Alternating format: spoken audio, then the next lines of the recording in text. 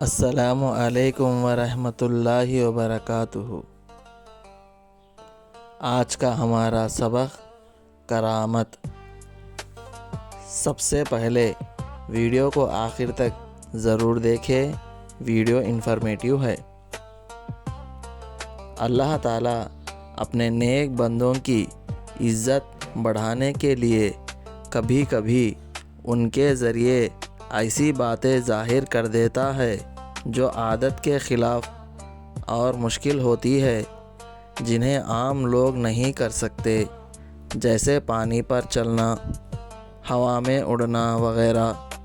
ان باتوں کو کرامات کہتے ہیں۔ کرامات کے بارے میں چند ضروری عقائد۔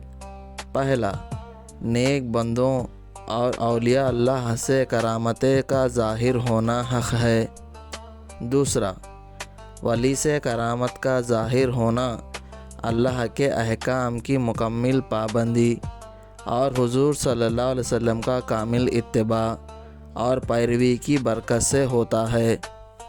ولی چاہے خدا کا کتنا ہی پیارا ہو جائے، مگر جب تک ہوش و حواس باقی ہو، وہ شریعت کا پابند ہے۔ نماز، روزہ اور کوئی عبادت اس سے معاف نہیں ہو جاتی، اور گناہ کی باتیں اس کے لیے درست نہیں ہوتی۔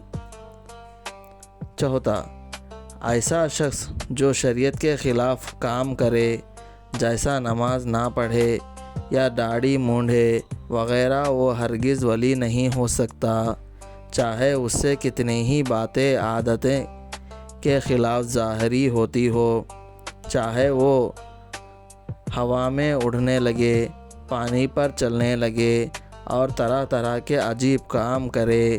عادت کے خلاف ایسی باتیں یا تو جادو ہے یا شیطانی حرکتیں ہیں۔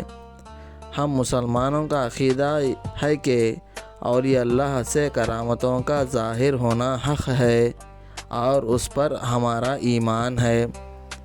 ویڈیو کو لائک کریں اور ایسے ہی اسلامک کنٹینٹ دیکھنے کے لیے سبسکرائب کریں اور شیئر کریں۔ جزاک اللہ خیرا۔ السلام علیکم۔